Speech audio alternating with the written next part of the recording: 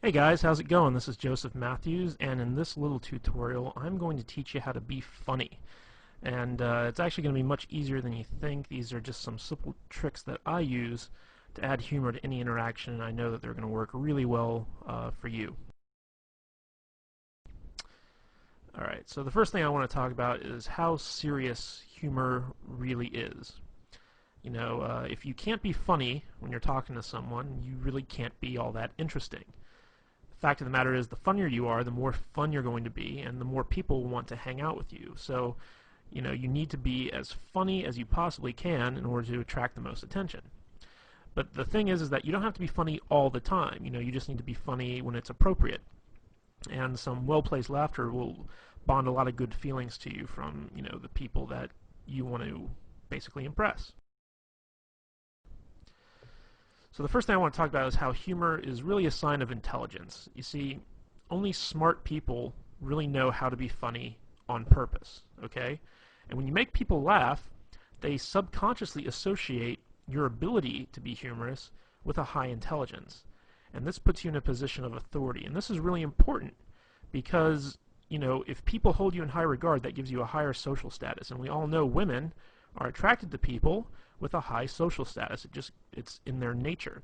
So the funnier you are, the higher you can raise your social standing in pretty much any situation you find yourself in. And here's another key that I really want to hammer home, and that's the idea that you don't have to be funny to be humorous. Don't worry about trying to be funny, okay? It really doesn't matter. A lot of what you say to be funny will not work, and the reason for that is that everyone has a different sense of humor, okay? Just being goofy and lighthearted will generate the same type of emotions that funny people do, even if you don't make people laugh, okay? The idea here is that you want to project the intent of being funny. So that kind of takes the pressure off in the sense that, you don't have to actually perform. You don't actually have to make people laugh. You don't actually have to tell them good jokes. You just have to have the intention to make people laugh and make people have a good time. And they'll pick up on that and appreciate that. Another big thing is, I don't want you to be afraid to mess up, okay? Being funny is an art form. You won't always succeed, but that doesn't mean that you shouldn't try, okay? Now, in our efforts to be funny, stuff happens, Sometimes you might insult somebody, sometimes you might take something too far so that it stops being funny, sometimes you might say something inappropriate in the setting that you're in. This is going to happen if you want to try and be a humorous guy, because being funny is about taking chances. It's about doing stuff that's unexpected. And sometimes it can backfire on you. But if this happens, don't worry about it. Just apologize and move on, If you say something that's inappropriate or insulting, just say, like, look, in all seriousness, I'm really sorry. I was just trying to be funny. Can you forgive me? All right, that's all you need to do if you take things too far. So don't worry about messing up, because everyone knows what it's like to try to be funny and bomb. It's happened to everyone at some point in time. So if you just acknowledge it and you ask for their forgiveness, they will usually grant it to you. Okay, and another thing I want to point out is the fact that humor is not hard to do. See, a lot of people think it is, but it isn't. The truth of the matter is that anybody can do it. If you think you aren't funny or entertaining, don't sweat it. You can be, and you will be. Okay, believe that it's possible for you to be a funny guy even if you aren't. This will help you a great deal. I know a lot of guys out there are saying, like, oh my gosh, I'm so boring, I have no personality, I can't be funny. Okay, get rid of that belief right now, okay? It's possible for you to overcome that, even if you're like the most boring guy on earth who speaks with like a monotone Ben Stein type voice. Bueller, the guy I'm talking about. Okay, even if you're that guy, you can still be humorous, okay? You just have to go with it. You can't be, clinging to that belief that, you're just not a funny guy. You can be and you will be, and I'm going to show you how. Okay, so let's talk about the elements of humor. And these are just quick and easy things that I personally use to be funny when I'm around women. And I'm pretty sure you can use them too. Okay, the first one I want to hammer on is this concept I call immaturity, okay? Basically, immaturity is that, everything that was funny in the first grade is still funny when you're an adult. Okay, grown adults acting like children isn't funny, but grown adults talking like children is. So, if you're like throwing a temper tantrum or whatever because you didn't get your way, no one's going to find that funny. But if you start talking like a baby, but you still act like an adult, that is funny. So let's just go over a few examples here. If you were ever a kid and you're on the playground and someone took your toy and you got mad at them, you'd say, "You're a doo-doo head." Okay? And when you were a kid, saying stuff like "you're a doo-doo head" was funny.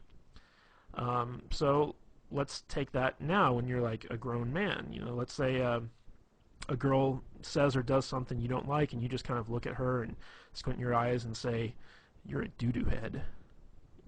That can be funny. All right. Another thing is, for instance, girls are icky. How many times growing up did you and your friends run around saying girls are icky? All right. Everyone's heard this stuff. Women who've been around kids have heard this stuff. So like let's say a woman comes to you and says like, "Hey, I've got a friend I really want to hook you up with." You can just tell her, "Ooh, girls are icky," or something like that. It really doesn't matter. You're just taking stuff that sounds immature and you're applying it to your grown-up adult persona. Another thing is you got cooties. Okay, that's a big kind of thing that immature kids run around talking about. So like let's say you're out on a date with a girl and she's having you're having dinner and she says, "Oh my God, the mashed potatoes are so good, you gotta try some." And she holds out her fork for you to like try a little bit of potatoes, and you just say, "Ooh, no, you got cooties." Stuff like that. Like it might not get like a big belly laugh. Sometimes it can be if it's unexpected, but most of the time, it's something that's like kind of fun and immature and humorous. So, again, we're creating these feelings that you're going to be a playful type guy when you act I shouldn't say when you act, when you talk immature. All right, the next concept I have, I couldn't think of a really good way to kind of encapsulate this with a word, so I call it going plaid. And this is really a lame Spaceballs reference. If you've ever seen the movie Spaceballs, they have light speed, they have hyperspeed, and then they have plaid. And going plaid means that you're going so fast that you actually turn the color plaid, which is like a mishmash of all these different colors. And basically, I use this concept to explain that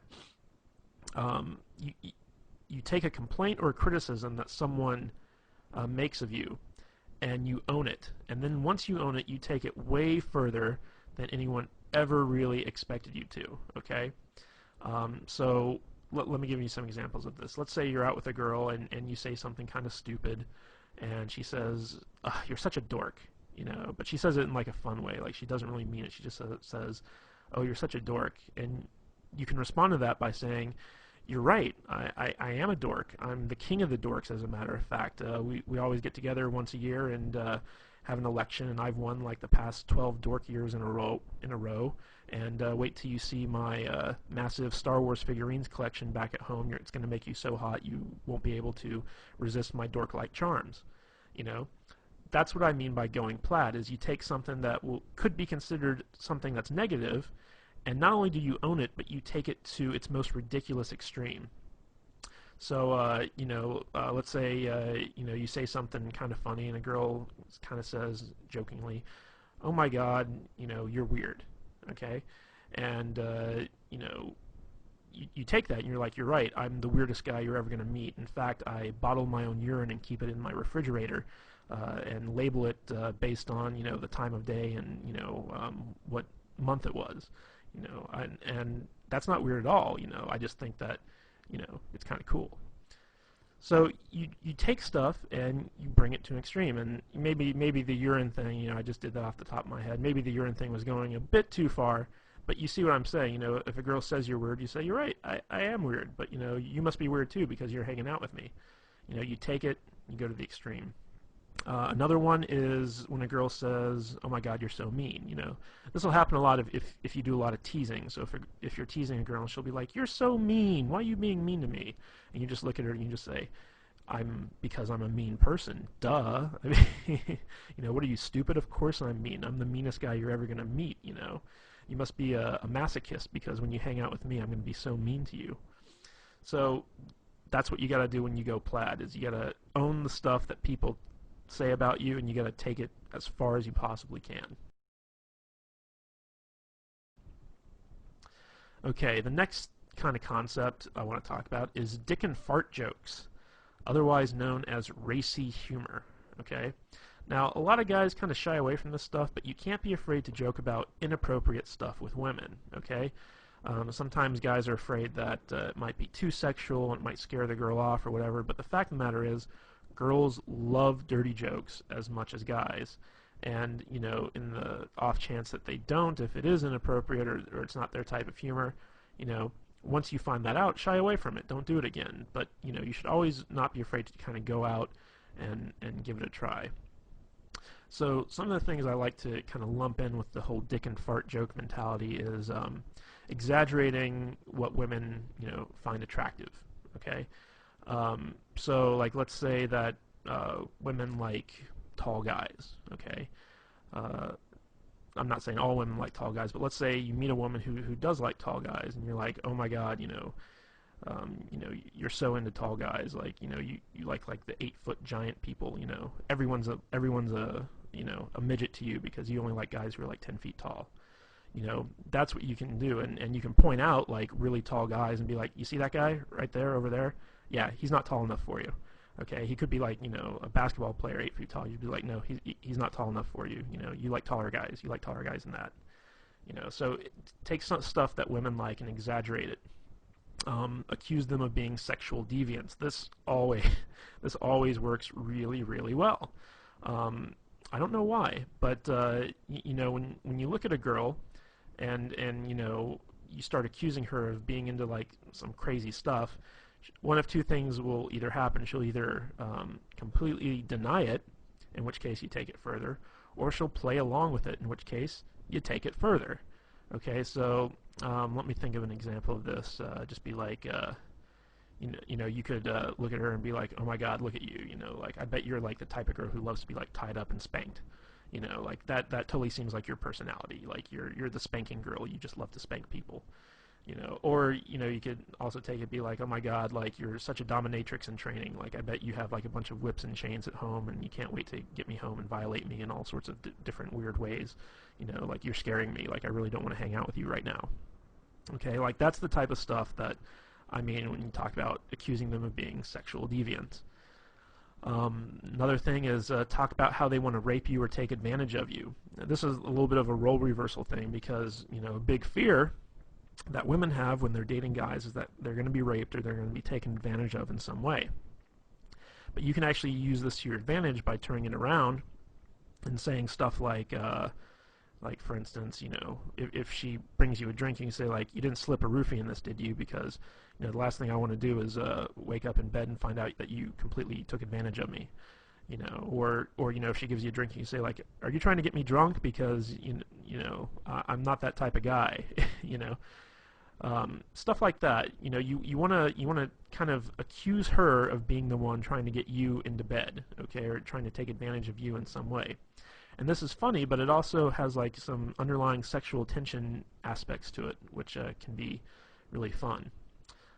Another thing is to make fun of bodily noises. Like everyone thinks fart noises are funny, and you can just sit there and be like, with your mouth just go, and then accuse her of being farting. Just look at her and be like, ew, I can't believe you, ew, it's funny because it's obvious you're the one doing it, but you're accusing her, so it gets some laughs. And the last one is to accuse women of having outrageous fetishes. Okay, and this is stuff that where you take the most mundane thing and you turn it into a fetish. Okay, so for instance, like let's say that you're talking to a girl and she's complaining about having to go to the optometrist to get her eyes examined, and you can say something like, you don't fool me, I know your secret, you have an optometrist fetish, like you have optometrist porn at home that you secretly jerk off to, and you can't wait to go to the optometrist because like you're in love with the optometrist. You take mundane stuff and turn it into a fetish. Like, lots of girls love to shop for shoes. So you say, like, oh my God, you have such a shoe fetish. Like, if those shoes were like a man, you'd totally have sex with them. That's what I mean by turning stuff into outrageous fetishes. Okay, recall humor. Recall humor is basically taking what was funny once and continue to have it be funny again.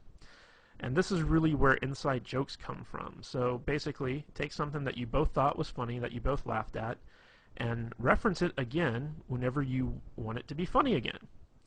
Let me give you some examples of this from my own life. There's a TV show on USA Network. It's called Psych, and it's about this guy who pretends to be a psychic and helps the police solve murders or whatever. And there's a lot of really funny lines in this show. And me and a girl, she used to come over to my place and watch the show with me because I got her into it. And there was one episode where there was a line that the main character used, and he basically said, "Are you a fan of delicious flavor?" And me saying it right now, it's not all that funny, but in context, it really was. So me and the girl laughed really hard at that. And so every time I'd call her up, I'd start off the conversation by saying, "Hey, are you a fan of delicious flavor?" And she'd of course say, "Yes, I am." And I'd be like, "Well, then I got a treat for you." And then I'd talk about something cool that we were going to do. So that's a good example of recall humor, where you take an experience that the two of you shared, the two of you had a really good laugh at, and then you bring it up and you apply it to other stuff. Another example of this is if you've ever seen the movie Forgetting Sarah Marshall, which is kind of this romantic comedy. There's a part in there where this guy basically meets this other guy. He's British, and he says, "You sound like you're from London." He kind of does this impersonation of like a British accent that says, "You sound like you're from London." And I went to go see this movie with a girl, and it was out in the theaters. And this girl couldn't stop laughing when the character said that. She just thought it was the funniest thing in the world. So every time I'd get together with her thereafter, one of the first things out of my mouth is I'd look at her and I'd say, "You sound like you're from London." And she'd just start laughing and she'd smile and stuff like that. And it was fun. It was recall humor. But it doesn't always have to be like, lines from TV shows or movies or something like that. It could be something that someone said. And it doesn't even have to be all that funny. Like, for instance, I used to date this girl, and she would have to work in the morning, so she couldn't, stay out too late or whatever. So basically, by 10 o'clock or what have you, she'd have to be at home and in bed. And she used to say, that, if she doesn't get home in time, she's going to turn into a pumpkin. So I would use that. And whenever we were out, I'd look at the time and say, uh-oh, you're only a couple minutes away from turning into a pumpkin or something along those lines. And it was, it's this kind of fun thing where you have this inside joke that no one else really gets except the two of you, because you're the only ones that really experience that. So if you've ever had that experience with a girl, be sure to call it back up and use it when you need to. Okay, the next thing I want to talk about is ambivalence, and this is actually one of my favorite ways to be funny, basically. And what ambivalence is it's basically you look forward to something bad happening, or you take pleasure in someone else's misfortune, and you're also kind of unresponsive to bad things. And the reason that this works is because these types of reactions are really shocking and surprising, and because they're so unexpected, they are therefore funny. I'm going to use an example of this. If you've ever seen the movie Private Parts by Howard Stern, there's a whole scene in there where he talks about being in Vietnam and thinking it's unfair that that they miscounted the number of confirmed kills he got, because what he did was he went and he found a school full of Vietnamese children, threw a grenade in there and killed 80 of them. And when his sergeant, came to count the bodies, he said, "Private Stern, these are kids. That counts as one kill." So, this kind of horrible story about, going to a school and killing 80 children, and being upset that it only counts as one kill, That's an example of ambivalence. You know, you're taking this horrible, horrible act in wartime, no less, and bragging about it and being upset that you didn't get credit for killing all those children. So that's kind of an example of ambivalence where you take something bad and you actually kind of take some type of delight in it. So a little bit of a better example of this, like let's say you're talking to a girl and she's complaining about how she works really hard but she never has any money. She's like, oh, I'm so poor. You can take a lot of glee in that. You can be like, yep, looks like you're gonna have to start, stripping or walking the streets or something like that. You're gonna need to make some extra money. You just kind of take pleasure in the fact that she's poor, and you start kind of trying to get her to do all these terrible things to make money. Like looks like you're gonna have to be a drug mule. I'm gonna have to fly you down to Mexico and shove condoms full of cocaine up your butt and then take you back across the border in order to help you pay a rent. I mean that's a good example of ambivalence. Another thing is basically being unresponsive to bad stuff. Like for instance the whole global warming thing. Like people are all about global warming. We gotta save the planet. We gotta do this. We gotta do that. And you could be like, screw global warming. I'm cold now. It's like I want it to be hot. I want the world to be warmer because it's freaking cold out and I don't like the cold. So that's another example of ambivalence. And ambivalence really stems from just like being lazy and not caring.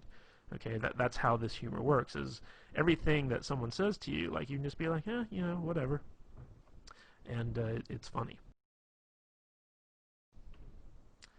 All right, here's another thing I call gayness. Now, I'm not saying that gay people are bad or whatever, but you got to admit that gay people are funny. Gay men, masculine men doing feminine things is always good for a laugh. And stories are also always much funnier when they're told in a gay voice. So, whenever you're hanging out with a girl or whatever and you start talking gay, she's going to enjoy it. She's going to laugh because it's something that's like different from who you really are, which is, hopefully, a straight, heterosexual, masculine man.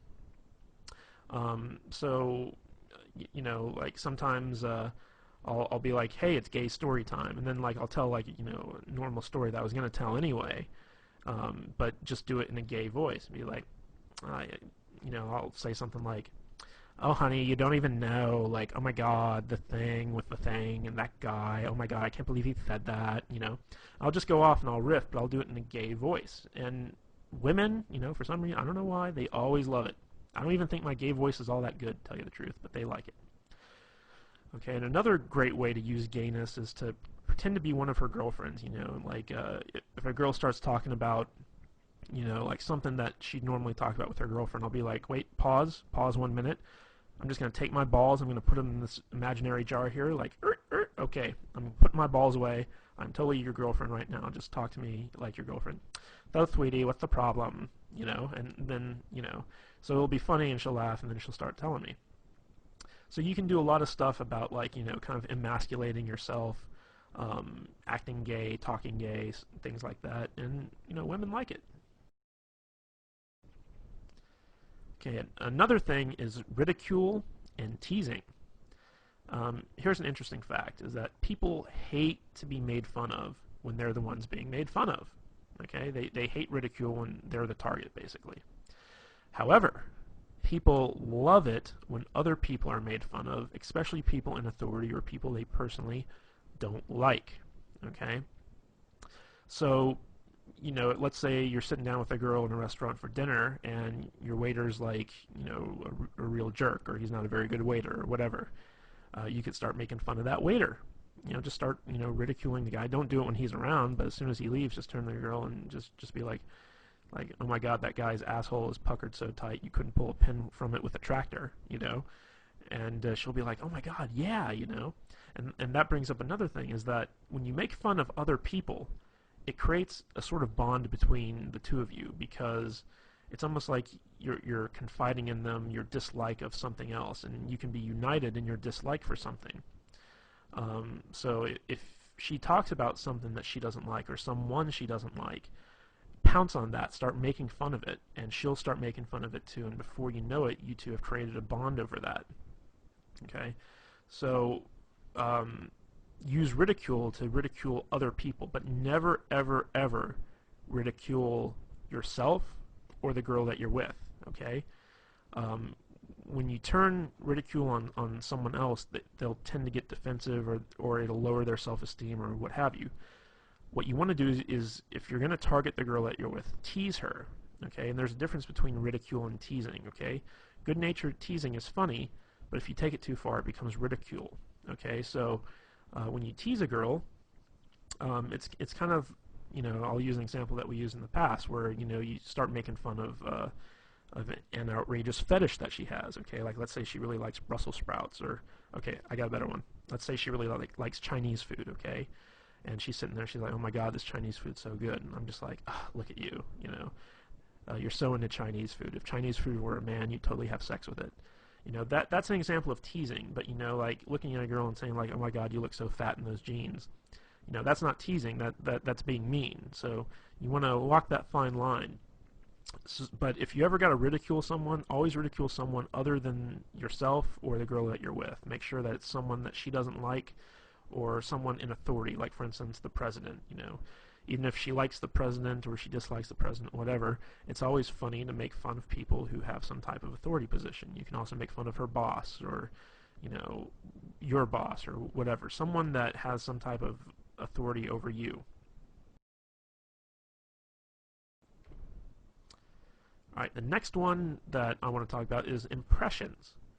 Now, the fact of the matter is, everybody loves impressions, even the bad ones, okay? So, if you want to be funny, when you're telling a story, always do impressions of the different characters that are in the story. It could be a story of you and your friend Bob, and every time, Bob says something, you do it in the Bob voice, and the Bob voice can be something like a really high-pitched, whiny type thing. There's a guy in my group of friends, and his name is Adam. And me and my friends always do impersonations of Adam whenever we tell stories. And when I talk about my friends to the girls I'm with, I use this Adam impression. And it's kind of funny because, Adam, he has this really deep voice, but when we when we do our impression of him, we make him sound like a complete idiot. So we'll say like, yeah, yeah, I really like that, yeah. And that's our Adam voice, okay? And it totally sounds nothing like him, but it's a funny voice. So like when we tell the stories to the girls and we use our Adam voice, the girls really laugh, and they're like, does he really talk like that? And you're like, no, actually, he's got like a really deep voice, but we just like to use that voice. And before long, sometimes the girls even start doing the impressions like that. So you don't even have to worry if you can't do good impressions. Like, do bad impressions and then brag about how bad they are. So for instance, like let's say you're doing an impression of the girl you're with. Like obviously it's hard for guys to impersonate female voices, so you can just do it in a really high-pitched, shrilly voice. It's like, oh, I'm so tired, I don't want to go out, why are you making me go out to dinner with you? I don't even like this place. You can start pretending like that's like your impression of her, and she'll be like, I don't sound like that, and you're like, I don't sound like that, and it's a bad impression, but it's funny. And another way you can do this is do impressions of celebrities or really well-known people. If you're talking about the president, do an impression of the president. Doesn't matter if it's good or not. Just take what you've seen done on TV and try and emulate it best you can. People really respond well to impressions because it's kind of like this theatrical performance. Even if it's not very good, like you're creating a whole new character that they can get into.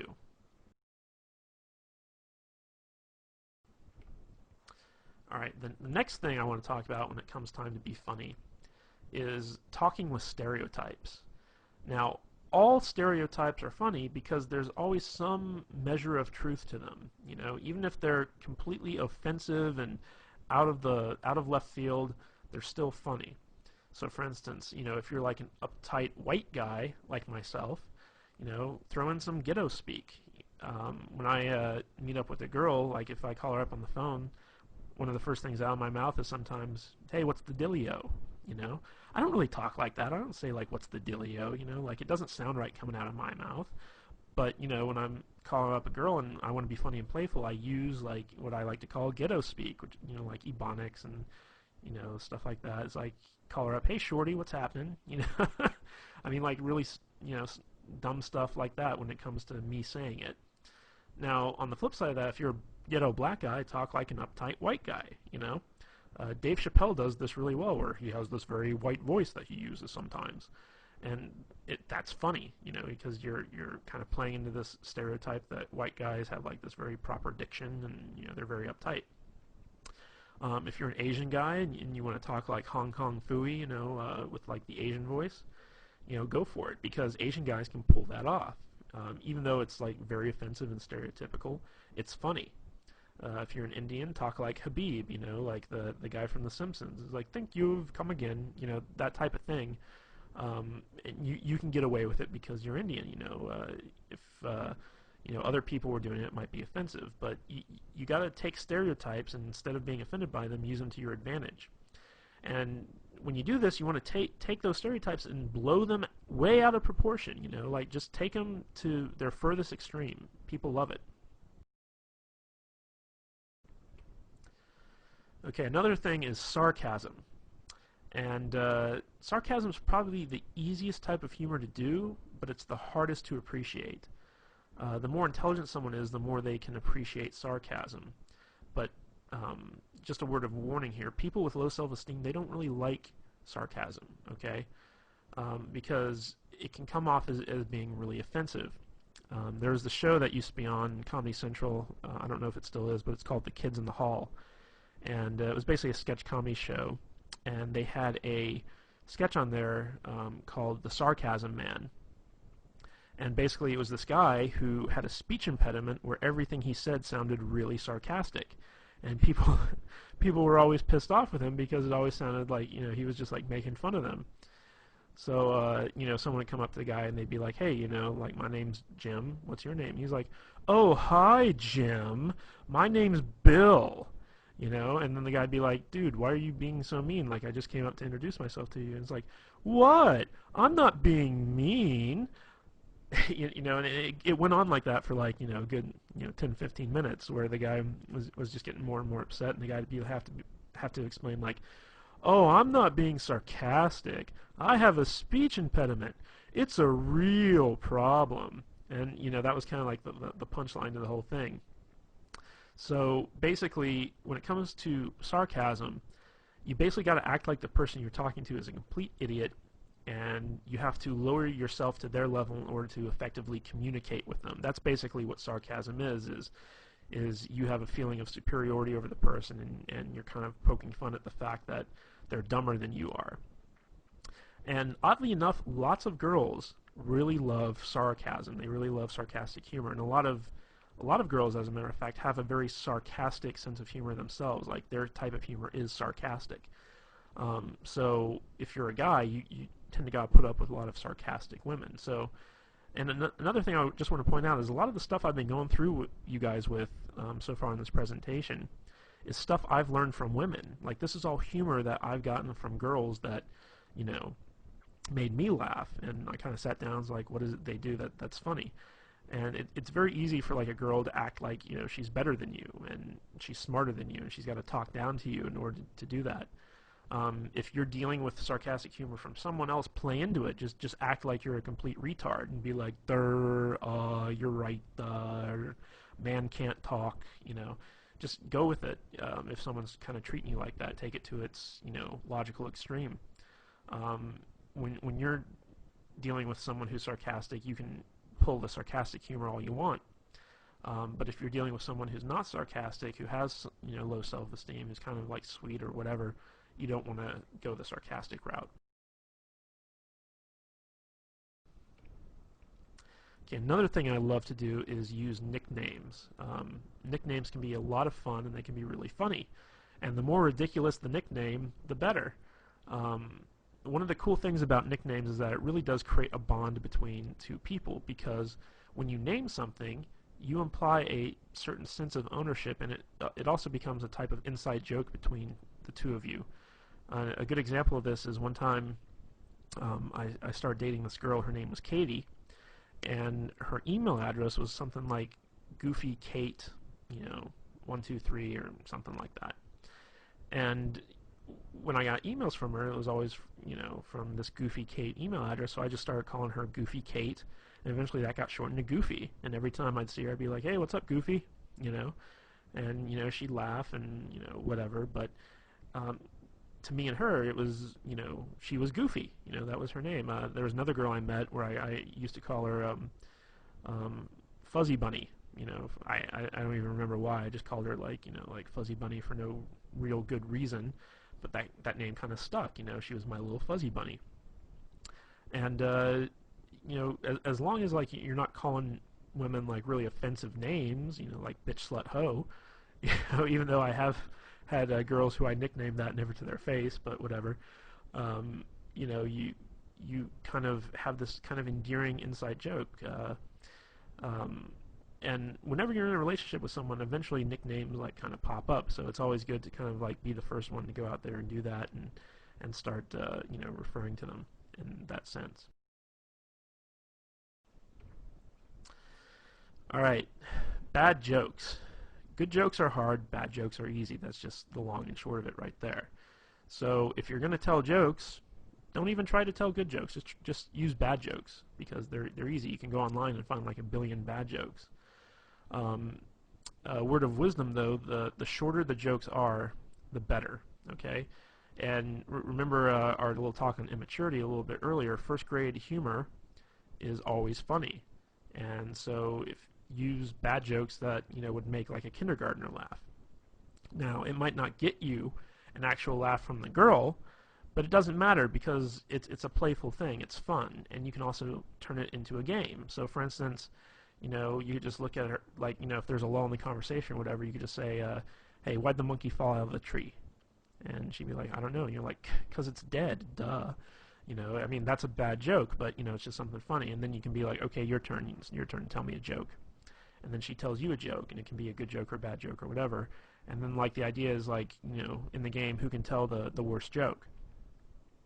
And another thing I like to lump into the bad joke category are bad pickup lines, because once you get to know a girl, like once you're past the point of meeting her and you're actually dating and stuff like that, bad pickup lines actually work.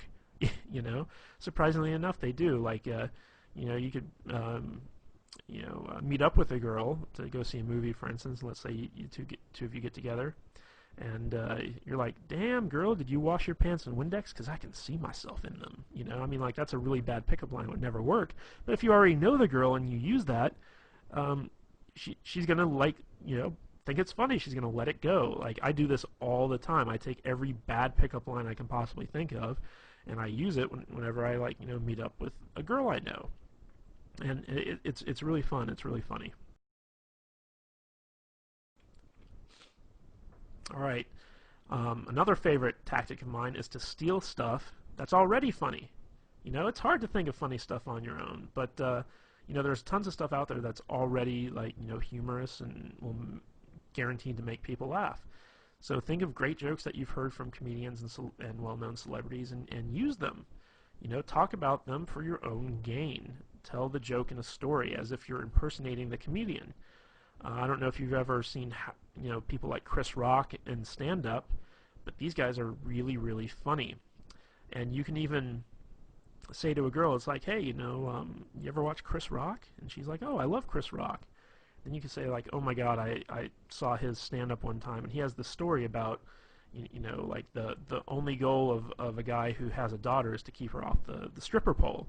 And then you can actually go into the exact same routine that Chris Rock uses in his stand-up and just like repeat it word for word, and it's still funny. Like women get it. Like then there's this whole other Chris Rock thing about having the dick in the jar. Like how every woman has like a guy friend who, in case she breaks up with her current boyfriend, she goes to him and just uses him for the rebound, and he calls that the dick in the jar.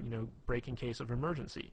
So I love Chris Rock stuff, so I have a lot of his stuff kind of memorized, so that if there's a lull in the conversation, or I want to make the girl laugh, or talk about something funny, or take the conversation in a new direction, I can just pull out, something I love from Chris Rock, Dave Chappelle, Robin Williams, whoever, and just start, reciting it word for word, and maybe even do an impression of them while I'm doing it. So steal stuff that's already funny. It works really good. Okay, now let's talk about self-depreciation. Okay, this is the type of humor where you're basically making fun of yourself. And of course, people love ridicule as long as it's not directed at them. Now, self-depreciation humor actually does a lot of good things on your behalf, because if you're able to be self-depreciating, it shows that you're cool, because you can poke fun at yourself and not get upset. And women really like it when a guy has the ability to kind of make fun of himself, because it shows that he's not pompous, that he doesn't have hubris, and that he's confident enough to kind of take a licking and not kind of get angry or upset. Because whenever someone gets made fun of and they get upset about it, it shows that there's some type of problem with their self-esteem. So people with low self-esteem can't tolerate being made fun of. So if you can tolerate being made fun of, and in fact you make fun of yourself, that shows that you have some measure of confidence and that you're a cool guy. Now, on the flip side of this, it's also a great defense mechanism. So, like, let's say someone criticizes you, or whatever. Let's say you're out on a date and you have a run-in with some dude, and he starts making fun of you or criticizing you in some respect. What you can do is you can agree with whoever it is that's criticizing you, and then take it to a ridiculous extreme. This is really important, because this is where the humor comes in, but it's also a good way to deflect whatever criticism someone is heaping on you. So let's say you run into some guy, and he wants your chick or whatever, and he's like, dude, you're a freaking loser. Like, what's she doing with a loser like you? And you're like, oh my God, yeah, you're so right. Like, in a few months' time, I'm gonna be like shitting in a pickle jar. I just know it, but I can never really be as cool as you, man. Like, you're such a cool guy. Can you teach me how to not be a loser, please? Like, in fact, take my girl, please. Like, she needs to be with a winner like you. So basically what you're doing is you're agreeing with the guy, and you're taking it as far as it can possibly go, but in a way you're deflecting that criticism, and you're making him seem like a tool, all through the use of self-depreciation. Now, this can also be used to kind of diffuse a mistake or something that you did wrong. So, like, let's say that you made a mistake or you did something stupid. You can use self-depreciation to make light of it and then diffuse the awkwardness. So, let's say let me give you an example. One time I was out on a date and I accidentally farted, and it was very, very embarrassing. And it was one of those farts where, like, you heard it. It happened. It was there, and it was obvious that I did it. And I just looked at her and I just said, "Oh my God, I totally just farted. I'm so sorry. I've been eating a lot of red meat too, so it's going to be a really nasty one. So hold your nose. Go on, plug it up. Hold your nose. If you smell this, you'll break up with me. I just know it. It's the type of fart that could end a marriage." I basically pointed out the fart, and I just let it go and wouldn't let go of it. I took it to the extreme. I was just like, oh, it's going to be so nasty. Like, I've been eating all the wrong foods. It's going to be disgusting. You're going to break up with me because it smells so bad. It's just terrible. And so, like, I turned what was really kind of an awkward situation to something where she just couldn't stop laughing, And again, that was that kind of led into some recall humor later on, where it was like the fart that would end a marriage. And, she'd say stuff like, well, you farted in front of me and I still didn't break up with you. And I'd be like, oh, yeah, what's wrong with you? So you can use stuff like that. And I want to make the point that if you use self-depreciation, don't use it to point out your own flaws or harp on your own insecurities. A lot of guys will try and use self-depreciating humor to kind of, diffuse stuff that they feel uncomfortable about. Like, let's say you have a big nose, and you make fun of yourself because you have the big nose. That's not a good thing, because what you're actually doing is you're highlighting stuff about yourself that's bad, and you think it's bad, and you don't want anyone else to think it's bad. However, by doing that, you're basically pointing out to everyone, hey, look at all the bad stuff about me. Even if they laugh at it, it's not good. So when you do use self-depreciation, only use it as either a defense mechanism or to diffuse some type of awkward situation. Don't ever use it to point out the fact that, you have something wrong with you. Like, for instance, I'm not a very thin guy, I'm a little bit overweight. So when I'm out with a girl, I'd never start making fun of myself for being fat, because that's something that I don't want her to kind of harp on, I don't want her to glaze over it. Now, if someone else calls me fat, then I'll go along with it. I'll just be like, oh my God, you're so right. Like, I'm totally like one step away from being Jabba the Hutt, I'm going to need a slave girl really soon, So if someone else points it out, then that's when you use the self-depreciating humor, but you never bring it up on your own accord because you're insecure about it, okay? Most of the time, people won't even notice stuff that you're insecure about until you bring it up, and then they can start holding that against you because they know that, you're kind of wishy-washy on it. So, just as an aside, never use self-depreciation to point out your own flaws or harp on your own insecurities. But the biggest key to being funny is to have fun. If you have fun, the humor will come naturally, okay? If you're just able to sit back and relax, not worry about anything, not worry about censoring yourself, not worrying about messing up, you will naturally, if you're an intelligent person, which I'm fairly certain that you are, be a funny person. You'll pick up on stuff, you'll crack jokes, you'll have a good time. Remember, humor is all about feelings. It's not about really getting a response. It's not about making people laugh. It's about making people feel good. The better you can make people feel, the more they'll like you, and the more personality you'll display. Even if you're not a funny guy, just be super, super positive. People like positivity. And if you can mix that positivity in with some fun every once in a while, people will like you even more. So out of everything I told you about, if you can't even remember one of those little concepts about how to be funny, just have fun. The more fun you have, the more naturally funny you'll be, and the easier it'll be to make people laugh and have a good time with you. Alright guys, that's all I have for the video. I hope you really enjoyed this thing. Like I said, I got most of this material, most of these concepts from girls who use them on me. So this is stuff that I know for a fact girls respond to. I use all this stuff in every one of my interactions, and I always get a good response from it. So if you need to, watch this video as many times as you want, learn the concepts, and actually go out and start using them, and you'll be absolutely amazed to see the type of responses girls give you. Alright guys, this is Joseph Matthews, and I'll catch you later.